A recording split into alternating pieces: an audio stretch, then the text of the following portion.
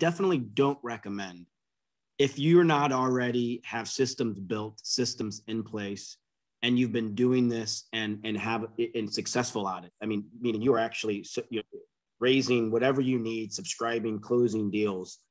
I wouldn't recommend trying to close 2 deals at once. And that was a lesson learned on my part, because we did close a deal.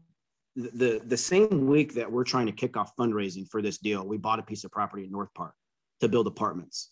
And that took 7 days of my life to get that deal closed. Now, it took 10 months before that leading up to this point. And sometimes you just can't plan on timing. But that was another reason that it was like, I mean, Underwood doesn't have 100% of his time to go fundraise. I just don't. I mean, I'm trying to put deals together. There's a lot of moving pieces, and I care a lot about the quality of work that we're putting out. So if I took all my time to fundraise, I'm dropping the ball on a lot of other stuff.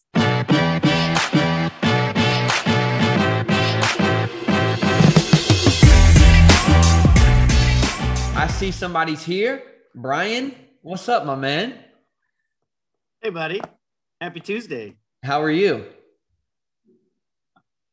Oh, awesome, man. Just, I think you knew this already. I'm visiting family up in Idaho right now, and they're getting blasted with some heat, but enjoying my time. Man, if there's anyone who knows how to celebrate the 4th, it's my man Bryan. Like, if you don't follow this guy on Instagram, he's just got that. You guys do it big, man. You guys always do it big. So, well, the benefit though of being up here, Ellis, as opposed to San Diego, is there's a lot of fields, A, and B, fireworks are legal. So kiddos and we had a great time. Yeah. Cool. Your video's lagging, but I can hear your audio great. So we're just going to keep rolling. I'm sure if you have any issues with our internet or whatever, just type in the chat, let us know. But Bryan, man, I'm pumped about today because we just completed a syndication deal. I mean, was this your very first syndication, like formally? Yeah. As a lead sponsor? Yep. Yeah. This was my very first one. So a lot of lessons learned. And I mean, we just always get better at it. Your intro was great. In this industry for a really long time, 17 years.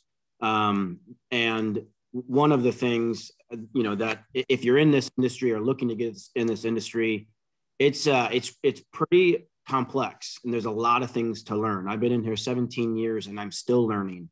And, there's always new ways to learn how to do deals. And I worked for a company and we did deals a certain way. And there's just a whole host of ways to put them together. And I got exposed to Ellis, maybe like a lot of you, through LinkedIn. I'm part of his mastermind. And for someone who's been in the industry for 17 years, just met so many great people, but also learned a whole new sort of way of putting deals together. And that's syndication. It's brand new for me. I've been exploring it and tinkering about it. And through Ellis and in his group, learned a lot about it. And yes, Ellis, this is my very first one. This was a 506B, which of course, but very first one from a technical standpoint. I guess all the deals that we put together may or may not have been syndications, but it was really some family money putting, deals together. So it wasn't structured this way. This was a true syndication. So, by the way, for those of y'all who are joining, we're going to get so much value out of it today. If you don't know what a syndication is, well, you can Google it. But essentially, it's a structure. It's a partnership structure, and there's kind of 2 parties involved in a syndication. There's your general partner, which is your managers, people who are putting the deal together, going out and getting the financing, asset managing, right? Like the operators, which is Bryan in this case. And then the other side of the partnership are the limited partners. And this is kind of what makes a syndication is that it really is creating a partnership agreement between a general partner and a limited partner. And the limited partner are a group of investors who are completely passive, have no really managing rights, and their liability in the deal is limited. So they invest $100K into the deal. Their liability is limited to the $100K that they have in the deal. And so very different from you and I going out and purchasing a quadplex together, and we're 50-50 partners, and we're both taking on equal risk, and we both have to be on the loan, et cetera, right? So two very different, it's a very different structure, syndication structure. So just wanted to find what a syndication is.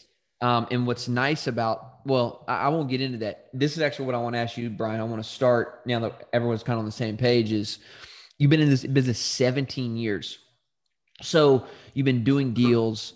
Why do a syndication now? Because it's not all gravy. I mean, you are now responsible for how many investors we have in this deal? 35 investors, I think. We raised $2.5 million. So now you've just taking on a lot of liability yourself in managing investors and raising money. Why now do a syndication deal? Why did you decide to go that route?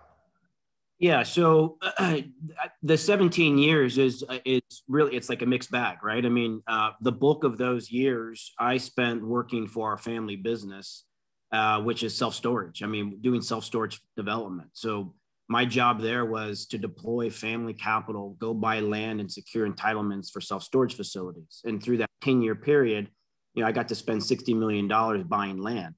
Well, you learn a ton, so my background is really, it's the development side, right? And not that you can't do syndication deals on the development side. I mean, that's clearly what we would like to do. The one that we're going to talk about today is a little bit different. It's not residential development or self-storage development. This has a unique business plan because I think the opportunity is right. But to answer your direct question, Ellis, like why now is I started my company in 2017, and it takes a long time to be active, to be confident that this is the deal that I want to go, not only deploy my capital, the high risk dollars up front, the pursuit dollars, but also take other people's money and put the deal together. And so, it's taken this long, and we have several in the pipeline. We've got 3 active projects underway now, but historically I worked for somebody. I spent their money, right? So why syndication? Mainly because I like the deal. If I had the money sitting in the bank, I'd do it myself, but I don't have $2.5 million sitting in the bank. So syndication was just absolutely perfect. I also, from more maybe a philosophical level, like I fell in love with syndication from just a theory standpoint, not having done it yet, just because I see what real estate does for people, creating passive income and generational wealth. I mean, I see it all around me. My family is one of those legacy families that has a lot of real estate. And there's not a whole lot of people out there that get to participate in that. And so it gets me excited that I can take people that I've known for a long time that are engineers, maybe they're a dentist, and, they might have a great retirement, but they're not actively investing in real estate. And because they know me and they know what I'm doing now, that's open to them. If they're not a fully accredited investor, if they know me for a long time and have that relationship, then they can put their money to work in real estate. And nothing makes me more excited to do that, because I know long-term what that does for them and their family. Yeah, no, that's beautiful, man. So, by the way, I want people to see what you're talking about here. This is the deal, just so you guys get a visual for what Bryan just purchased. See if I can pull it up. So this is the Bay Park deal right here. This is the front of the building. This is the top of the building. And what's cool about this asset, just so you see, this is Mission Bay here, San Diego. We'll talk about the plan for the project later. This deal is done, purchased. We're not trying to pitch it. I just want you guys to see it and get a cool visual. And guys, make sure you post your questions. I mean, especially if you're new here, you've never done a syndication, like what are your questions you want to hear from Bryan? Because what's cool about Bryan is he has experience, but so many times, like you don't really get to hear someone who just did their first syndication. We're always bringing on people who've done it, for years. And so Bryan's be able to speak directly to you for like, what are you going through? What are you scared of? And so Bryan, that's my next question, man, is like, what was surprising about the process that, you were excited to do it, but when you got in, you're like, oh, I didn't know that. I should have known that. Or man, I wish I had more time to understand this. Like, what was surprising, both good or bad, about doing your first syndication deal? Yeah, it's a lot of surprises, and not all of them were bad, right? Just surprises in general. I mean, having gone through this process, not this particular way, and we'll talk about some differences, but having gone through this process, purchasing property essentially, to sum it up, many times, and there's always something to learn. There's always something different out there. So I guess having the foundation of knowing where I was headed, I know what it takes to get the deal done. And so I could do a lot of things up front. Now there's risk to that because I'm spending money that I'm not going to get back. And we can sort of walk through, maybe I'll just take a few minutes and quickly walk you through all the pieces that come to mind. And then we can unpack any part of that or dive in. But it's like, first of all, you got to find the deal, right? And that's challenging in and of itself. It's not when you just find the deal. You got to have enough information and wherewithal to know that it's a good deal. Then you're probably competing with other people on the purchase price. Then you're probably going to need $100,000 to put into escrow, that is refundable for a period of time. There's a lot of people that will wait on certain types of due diligence until they've got like a lender teed up. But I'll tell you what, if we waited to do our upfront due diligence for the lender, it would have caused a lot of issues. And so we had to go and get third-party reports, which any lender is going to require. But I knew that. So what I mean is, knowing that this was coming, I could do this during our 45-day due diligence period. I can go get a multi-survey. I can go get a property condition assessment. I got a zoning report. I got a phase one. It was already in the folder, ready to go. But if I waited to when we engage with the lender, because the process is so quick, those things wouldn't have got done because everybody's busy. It took 3 to 4 weeks to get those done. Our closing period was 30 days. So there's a financial analysis that you're doing internally. There's third-party reports. We hired Northmark Capital, who's here in San Diego. I mean, they're everywhere, but here in San Diego, to go find us a good lender that fit not just our deal, but someone who's actually going to do what they say they're going to do, which is, I mean, if you haven't used a structured finance consultant or mortgage broker before on deals, they create, you pay them 1% of the fee, but they create a lot of value for the team and the process, because the last thing you want to do is get into a closing period. You got $150,000 non-refundable. It's not coming back to you.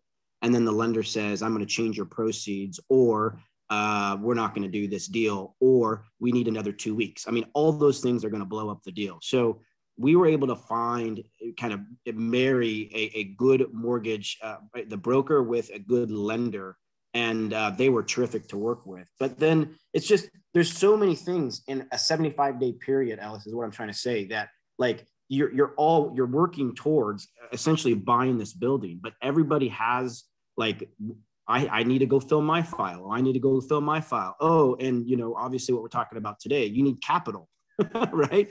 So there's just a whole host of things that if you you can plan, and you can kind of have like the roadmap to the 75-day closing day. But if you didn't know any of these pieces, and the lender says, oh, go get me a report, you go, oh, I didn't know I needed that. And then, you're past your closing day. You got to go renegotiate the deal. It's going to cost you money, maybe not the deal, but I'll tell you what, flip side, if I'm the seller and the buyer says, hey, I need another 2 weeks, I'm going to say, hey, terrific. Why don't you take $400,000, put it in the account, and I'll give you another 2 weeks. I mean, talk about puckering up. I mean, it's like, that is like, that,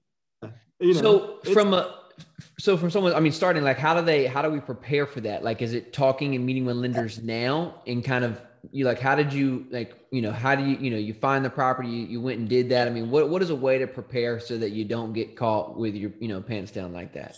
So when even before you have the deal under contract, I think it's good to meet with, my guy is Aaron Beck at Northmark Capital here in San Diego for this deal. I've known Aaron for 10 years, and he's a good individual.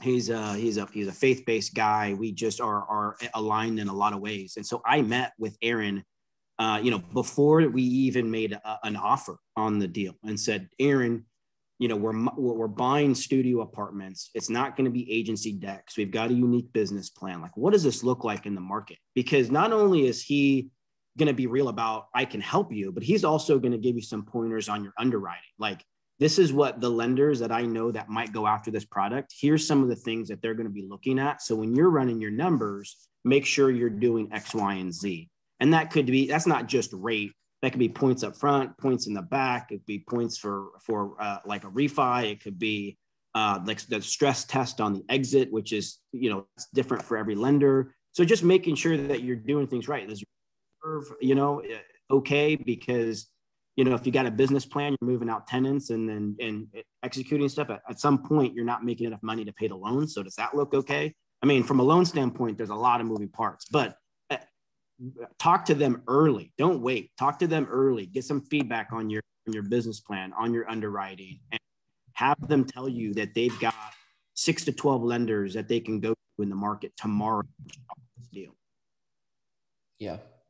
So let's talk about the other side. Can you hear me okay, Bryan? Yeah, I got you.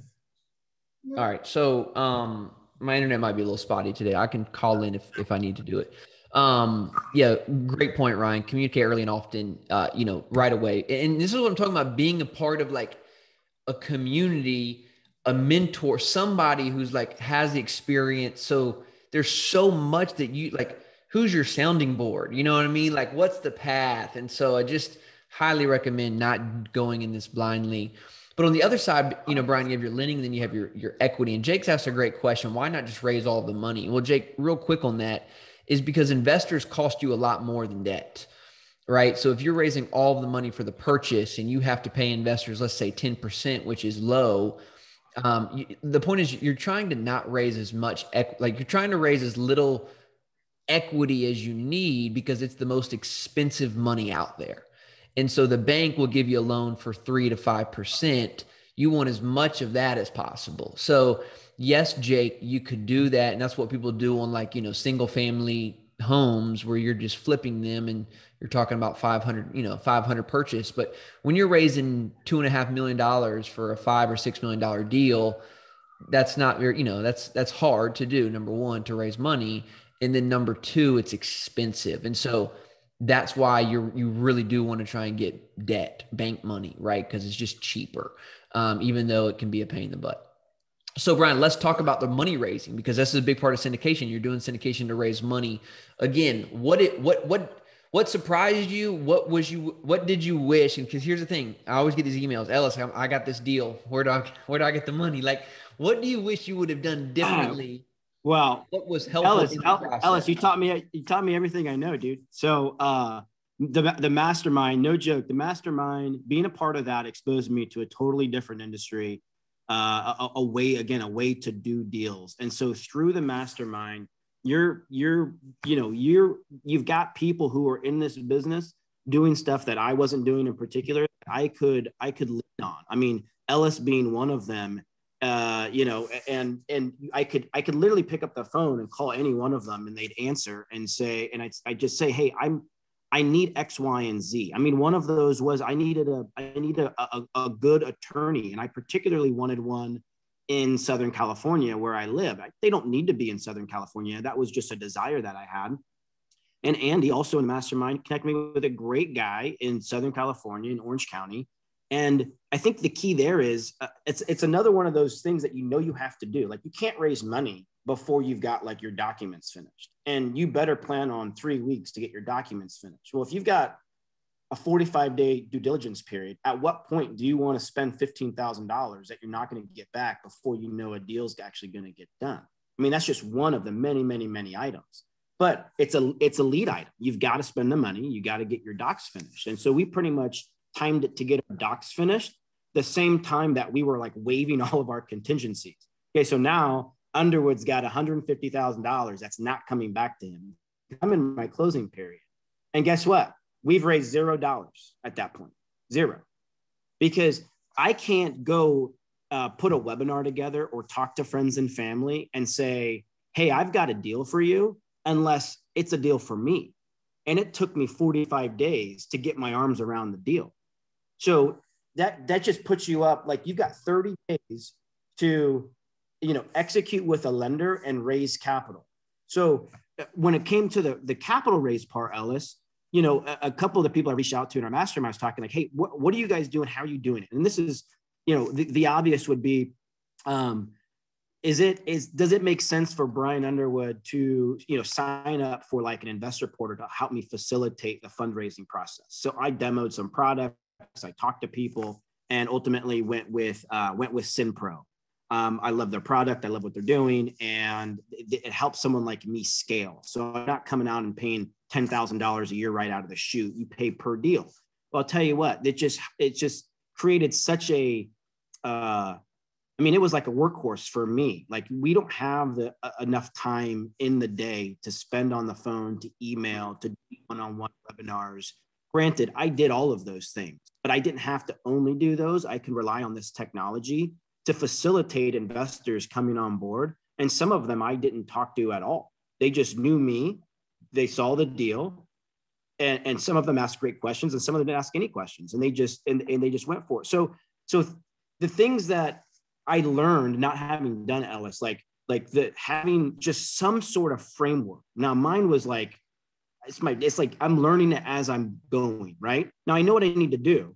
I'm learning as I'm going. Now, without a doubt, like we got 7 days in on the deal, and I'm like, okay, like I think we're going to get to $1 million, $1.5 million, pretty easy, but I need 2.5, right? And I can't spend because I'm one person trying to grow a business. I literally, I couldn't spend all my time fundraising.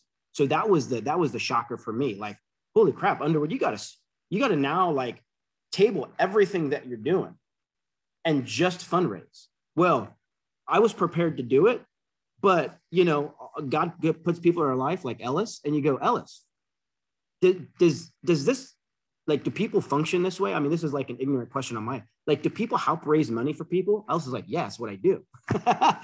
hey, buddy, let's figure something out, because we would love to be able to partner with you and help us raise some capital. And we worked out a deal. And obviously it's all in hindsight now, but I'll tell you what, my life would have looked totally different if Ellis and his team didn't come on board and help us raise capital to get this thing through the finish line. That was a big surprise. Not that I thought it was going to be easy, but I did not dedicate the time needed to go raise capital, period. Just didn't do it. Well, I'm really glad you brought this up. Can you hear me? I changed my phone. My audio, give me a thumbs up. Looks good? Sound good?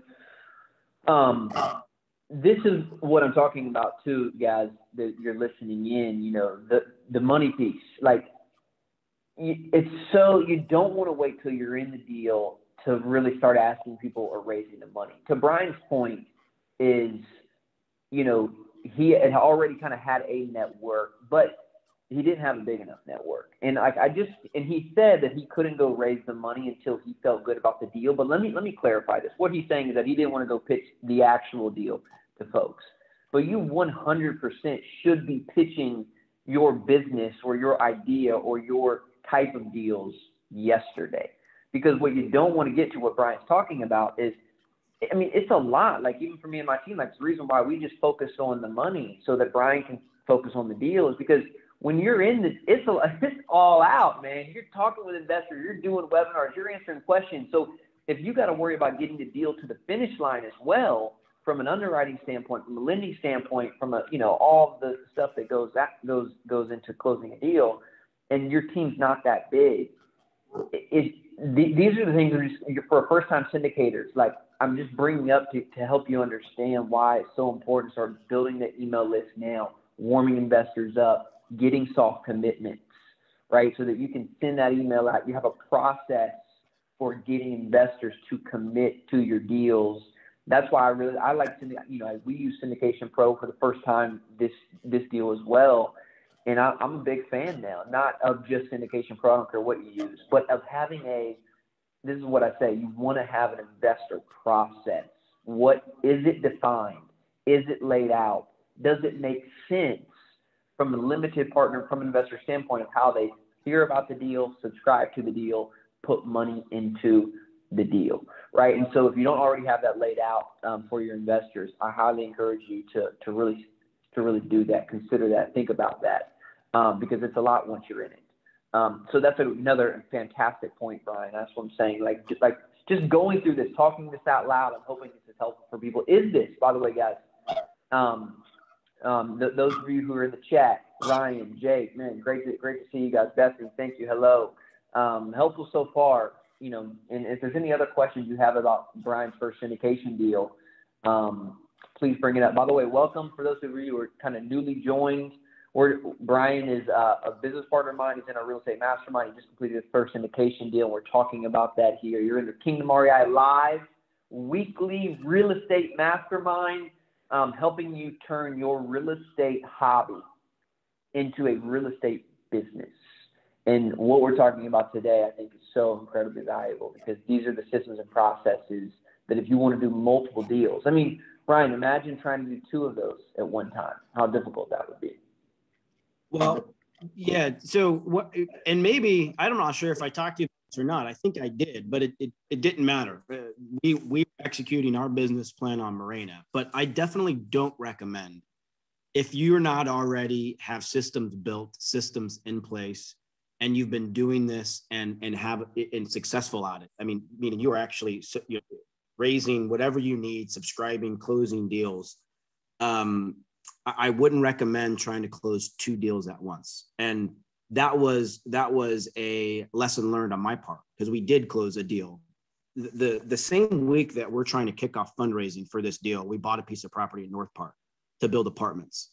And that took 7 days of my life to get that deal closed. Now, it took 10 months before that leading up to this point. And sometimes you just can't plan on timing. But that was another reason that it was like, I mean, Underwood doesn't have 100% of his time to go fundraise. I just don't. I mean, I'm trying to put deals together. There's a lot of moving pieces, and I care a lot about the quality of work that we're putting out. So if I took all my time to fundraise, I'm dropping the ball on a lot of other stuff. And so, yeah, basically the day we waived contingencies, we were trying to get a deal closed. And now we had some systems in place. So we kind of started that process, but I definitely do not recommend trying to raise money or close 2 deals at the same time, especially if you're just getting started. Build your systems first. So, Bryan, go back a little bit. I want to talk through the timeline real quick again, man. So you talked about, from the time you put this deal under contract, right? So put the deal under contract, we got the deal. You had how many days until, was money hard day one or no? Yeah, I had 10,000 hard day one. Okay. So you were in 10K no matter what. How long until you had to put more in? So then, so we had $100,000 escrow deposit, 10,000 went non-refundable the day we opened, and we had 45 days due diligence. So in the 45 days, I could terminate for any reason that I wanted to, and I'd be able to get 90 back. Now, in that 45 days, of course, you're spending a lot of money that on reports and consultants that, of course, you're not getting that money back either. But in terms of the actual deposit, 90 would have come back to me if we terminated within that 40-day period. And just what are the standard things when in those 45 days for someone who's taken down their first syndication? Like, what are the big milestones in those first 45 days? Well, I mean, you're talking with your mortgage broker. Absolutely. Like you're talking with them a couple times a week, letting them know, here's the new information I'm finding about the deal. Because at some point, like I'd call it 2 weeks into the deal, they've got their package ready to go out to the market, because they need about a 2-week period to go market the deal before we actually start getting term sheets and then engaging with somebody. So you're starting that lender process pretty dang early. You're waiting on. Yeah, guys, by the way, again, being in the business, you're not waiting to find your lender when you get the deal. Like in your underwriting, when you're making offers, this is when you're already talking to lenders, and you can have multiple so that you know what type of debt, et cetera, options are out there. So again, it's not waiting till once I find the deal, let me go figure all this out. No, these are members of your team. I hope you're taking notes. Go find mortgage brokers, right? Go talk to people that you can put on your team to help you start moving this stuff when the ball gets rolled. Keep going, Bryan. Yeah, it's huge. It's invaluable. The other thing is, like, I call it like the shoebox. You know, it's like the property level due diligence from the seller. Okay, so some of this stuff you're going to get ahead of time. You know, if you sign like a confidentiality agreement, but you're going to get, you know, everything updated, because sometimes they'll market the deal for a month and you want everything current. So those are things like, give me the last 3 years of your P&Ls.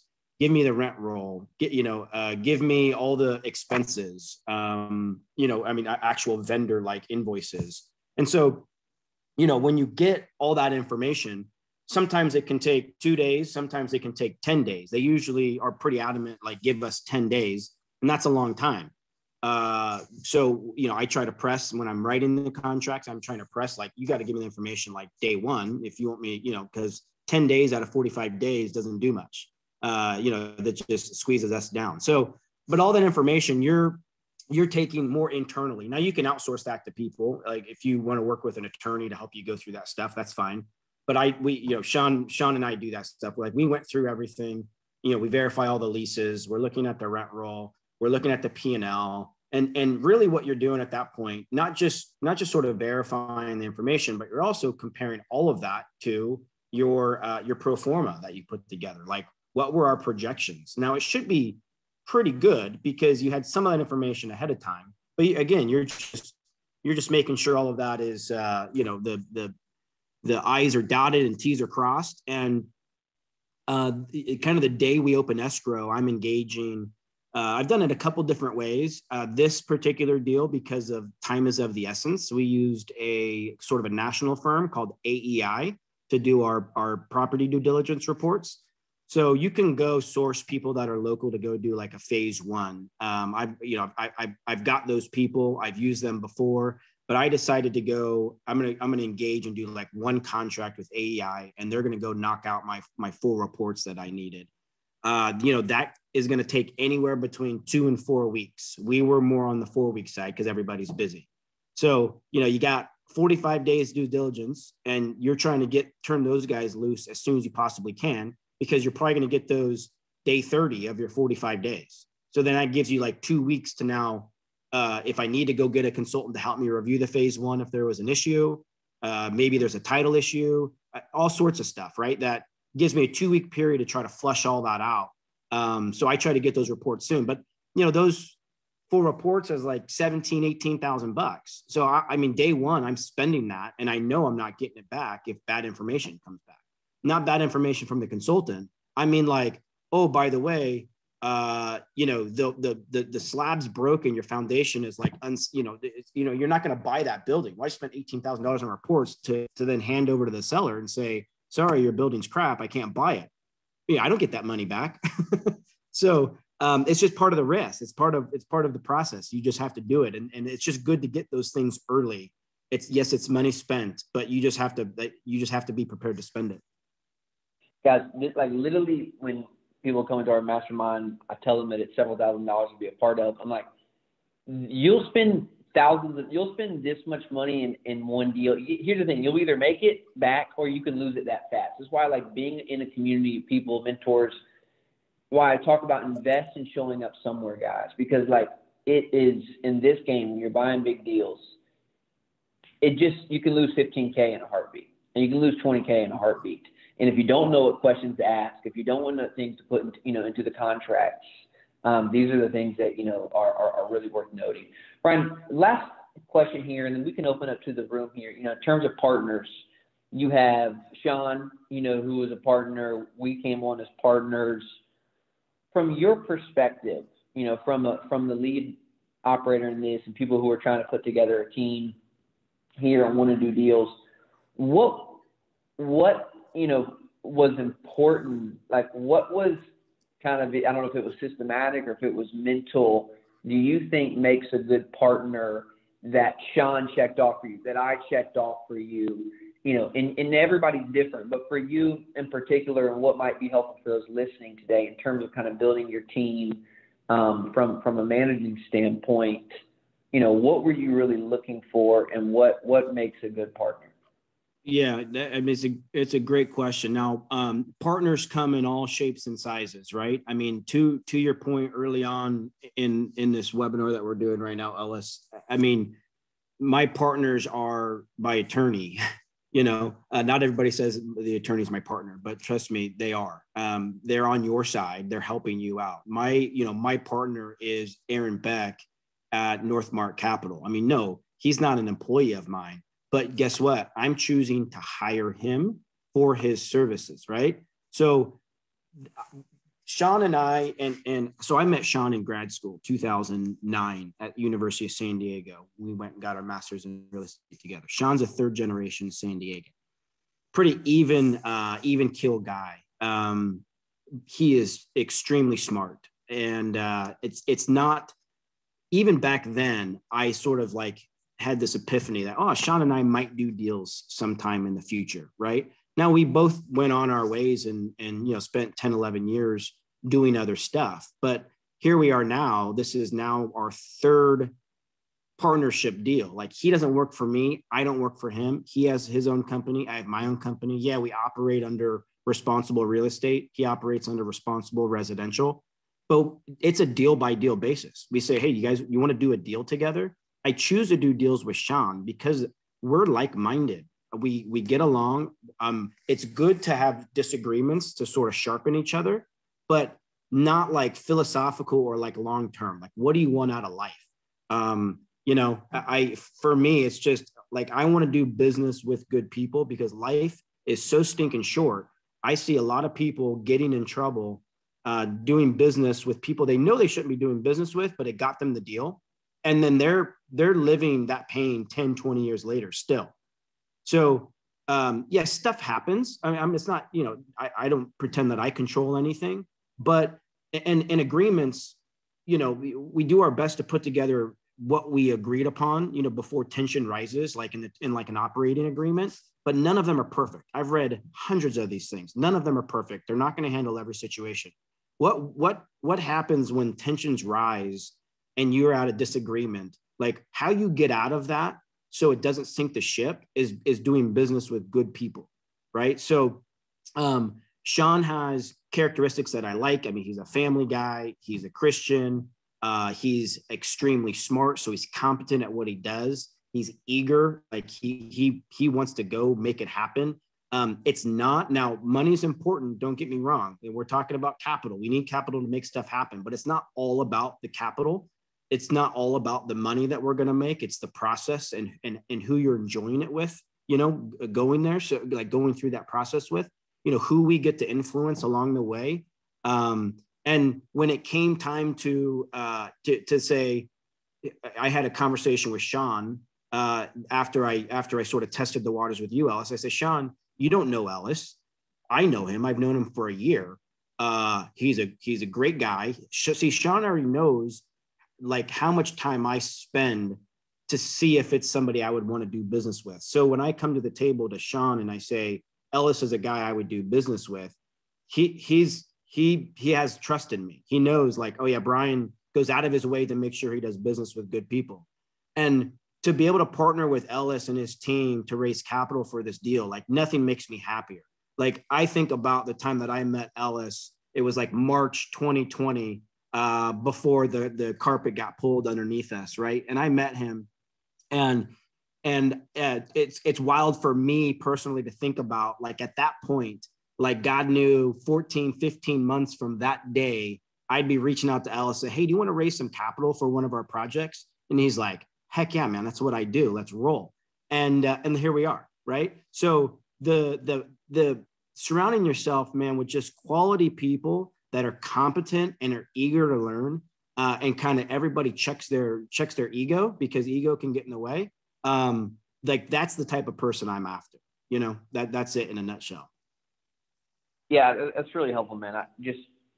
You doing business with people you like, people you enjoy, goes a long ways. We've had several conversations with potential partners, and it's like, I can't even explain now. Like, it's so night and day when you find someone you really want to work with. Like, and my other business partner, Keith's on this, and he knows exactly what I'm talking about because we've entered in a couple of joint venture agreements, not really doing deals yet, but agreements. And some of them have been like refreshing, and others are like, okay, if this process is hard, what do we think the deal is going to be like? You know what I'm saying? So it's so true. And I just feel like, trust your gut, guys.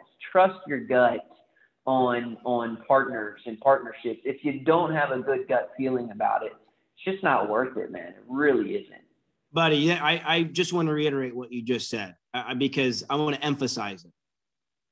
It is so stinking true. Like, trust your gut. Now, one of the best ways to flush out what it might be like to do business with somebody is, why doesn't everybody put together a memorandum of understanding and circulate it and have everybody sign it? It doesn't mean anything, but what it's everybody coming together to say, here's what we're going to go do. So I'm relating that to like your joint venture agreements. It's just a piece of paper. But I'll tell you what, when you are in a deal with somebody and it takes you 4 weeks to circulate a 2-page document that they're still not ready to sign because they're picking apart words, I think writing's on the wall. I think you just know exactly what it's going to be like, and trust your gut. Just be like, you know what? I mean, I did that. I'm not naming any names. I did that with somebody. Now, not with somebody in this group, but it was like a friend of theirs, right? It was a friend of theirs that came to the table, and it took us like 4 weeks to do this MOU. And I called him up and my friend, and I said, buddy, I can't do a deal with these guys. If they're out, call me back. And they got out and he called me back, and we did the deal. But the point is like, writing's on the wall. Like, this is just not going to work. It can't happen. It won't function this way. We won't get a deal done, period. So it's such a huge point, Ellis. Yeah, that's great, man. That's great. Bryan, I feel like you've hyped me up. Guys, I do not raise a bunch of capital for everyone on the planet's deals. I've really focused on our mastermind community and growing that. And because I sit in a great community of operators, I get to see a lot of cool deals. And this one was really special because it was right here in our backyard, and we're going to make a lot of money for us and our investors. So I want to be part of it. And it's been really fun, actually, Ryan. Most of the deals we've done have been out of state. So I've actually got to take multiple investors to the deal and like look at it. It's something about like having in your backyard where you can touch and look. So I love real estate as an investment because you can go and see it. You know, like I own Tesla stock, but apart from buying a Tesla, like it's really hard to see my investment, you know? And so it's really fun to actually go and be a part of this. So, I mean, it's been a real joy to partner with you on this deal. And just, again, like that, I cannot stress enough, just, even, man, I would say this, like a lot of our early conversations weren't even in writing, but it was a verbal agreement. Maybe there was an email or something. We put something in an email just for clarity's sake. But like, because there's a lot of trust there. And I tell my partners this all the time, guys, we've established so much trust here that we have got to protect this, because bringing on someone else into that, like you're, you know what I mean? Like that's a big deal. So if it's you and your wife, or you and your partner, you know, and you're looking for other joint ventures, just, you know, be cautious. But I would also say, like, partner. It's both and of like, be cautious, because if you want to grow and scale, if you want to go bigger, like if you want to actually have a massive impact on this world and on the kingdom of God, you cannot go alone. So if you want to scale your business, scale your portfolio, really serve more people, you can't go by yourself. And so partnerships really are the key to this business. Rather that be investors, rather that be general partners, you're going to have partners in the deal. So really good stuff, Bryan. Bryan, where do folks go? What's your company's name, website? It's Responsible Real Estate. The website's responsiblere.com. You can find me on LinkedIn, Googling Responsible Real Estate or Bryan Underwood. You can find me on Instagram. B Underwood is my personal. You can find Responsible Residential. Hey, no one's ever going to remember all this. Responsible RE. Come on, bro. I thought one call to action. We talked about this many times. One call to action, guys. I'm still learning. RE.com. Do not, a confused mind always says no. So you guys are always learning something here, no matter what. ResponsibleRE.com. Post it in the chat. Make sure you go check out my man Bryan. And you can meet Bryan if you join the Kingdom REI Mastermind, or at least apply to be a part of it. You have to qualify. You have to be active in the world of real estate, putting deals together, or an accredited investor who is looking to potentially maybe just partner on deals from a balance sheet perspective, liquidity, and you'd like to just be around a great community and have access to deal flow and carve out equity for signing on the loan or showing your balance sheet or proving that you have liquidity. Because these deals, here's the thing, you can't get lending. Scott asked a good question. What else is the lender looking for? Well, in order to even get qualified, you have to have experience. You have to have a balance sheet the size of the loan. You have to have liquidity to 10% of the loan. And so someone's got to step up and do that. So if you're a person maybe who's had a successful career and you're looking to make money a little bit more easily, then that's a role you could play, is just leveraging the success you've already had to qualify these deals and carve out chunks of equity for yourself. This is a great way to step into this business, come alongside great joint venture partners, and not actually have to do any of the hard work. So we do a webinar called The 7 Ways of Profit from Real Estate Syndication. We go through that. But that's also ways, if you're looking to be part of this community, you could benefit from too. So Bryan, anything else? Man, guys, in the chat here, I'm curious where Bryan gets out of here. Is there anything in particular you want to know, questions we didn't cover? Go ahead, Bryan. I'm gonna please, if you have questions, please type them. I had two thoughts I wanted to bring up that are important. Well, one is a responsive attorney that's going to put together your documents. You want to be able to get a hold of them. You want to be able to talk to them and make sure that they have the information, or if they don't understand something, that they're going to be reaching out to you. So responsive. But what I'll tell you is you can shorten that time period for your attorney to put together the documents if you have a really good business plan. So take the time to put the business plan together, because your attorney is going to take that and put together the PPM, and then the operating agreement is going to follow the PPM. But he can virtually, if you've got a good business plan, he might have one or two questions, but he can put together the entire PPM by that one document.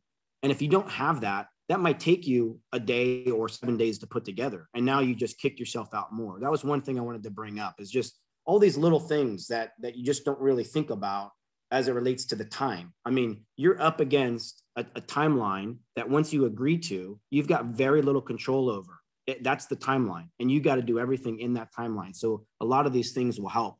I saw Scott's question here, and Ellis, your 125 is accurate. Like our particular deal, Scott, which I'm not sure if you knew this level of detail on this side was, so we wanted to fit, it depends on the lender is the question, but that doesn't really answer it. We wanted to fit in the lower cost of capital bucket of money. And so we were trying to basically raise enough capital to stay at that 65% loan to cost, right? And we're at 65% loan to cost. And then there's some things in there related to stabilization value. And there's some things related to debt cover ratio. And ours is actually like a 1-2, but they're also going to look at like a refinance loan. And so they'll stress test that. They want you to be at like a 1-2, but they're going to put like 100 basis points over a loan that would be out there today. So if it's like a 5.5 loan, they're going to stress test it to 6.5, and you still got to hit that 1-2 ratio based on your projections. So anyway, there's a lot of these little nuances in there, and you don't need to understand all of that. What you need is someone you trust that can help you source a good lender, and they can help you understand these things, look at your projections, and help you fine tune it. So you don't have to like be a financial wizard. You just need to partner with someone that knows it. Yeah, excellent stuff, man. Guys, wow, freaking masterclass, Syndication 101, really 102, probably even some 201 stuff today that we covered. So really good. I mean, I just think some of the big takeaways, I'm here to, again, you cannot, if you want to do this and do this well, and you're going to start taking investors' money, you cannot treat this like a hobby. This really has to become a business. Part of having a business is having processes in place for how you do things, written processes that you follow, that other people can follow, that make sense. Really building a team around you. And again, if that's not people that have ownership in your company, that's your team of lenders, your team of due diligence operators, right? Vendors, and then capital partners, right? You do not want to get stuck in this deal, have a great deal, and run out of people to call. Like, I've been there. That sucks. So you can either go do the work now of putting it together, or go find people that you can partner with to help you raise some money. I think it's, again, partnerships are the fastest way. You're one connection away. So, Bryan, really good stuff, man. Guys, really enjoyed doing this again. Come join us in Frisco for our preview night. That's the kingdomrei.com/preview if you want to check that out, or just learn more about our mastermind. We have a lot of our members. Bryan, I think you might be on that page, kingdomrei.com/preview. And come join us for a preview night, dinner on the house. We're gonna do something really nice for folks in that area. So, Bryan, can't wait to have you back on this thing, man. Maybe we'll do an update 6-12 months on this deal and kind of what we're learning as well. I think it'd be something cool we could track. I don't know if I told you this, but we're doing that for YouTube. So on my YouTube channel, we went and shot like this really cool kind of cinematic view of the apartment building over the bay. It's going to be a cool asset that we'll get to use, man. I can't wait to share it with you once we're done editing. Very cool. Very cool. Yeah, I'd say absolutely. I mean, there's a whole business plan that we're going to take, on paper, it's 12 months to execute before we turn this into something really special. It'd be really neat to circle back 6-12 months from now and, have the pictures and sort of, show. Yeah. It'd be very cool. Yeah. For everyone listening, we're taking a 20-unit building here in San Diego overlooking the bay, 40 years old, and we're going to convert it into a super cool, like really nice, very different Airbnb complex here in San Diego. And we're going to bring 20 new Airbnb units onto the market. And but we got a design team here, a local design team here in San Diego helping us. So 6-12 months from now, and you want to come visit us in San Diego, we'll have a place to stay for you as well. And no, we're not cutting you a discount because we're trying to make some money for our investors. But you still can pay and show up and support the movement and be part of a great Airbnb. So don't be emailing for a discount because I'm not giving it to you because we're trying to make money. But you will have a great place to stay, and it will be still more affordable than a hotel. So can't wait for that, and we'll definitely do that, Bryan. Awesome. Well, thanks, Dallas. Always fun. I enjoy it. Absolutely, man. Get home safe, and I look forward to having you back, brother.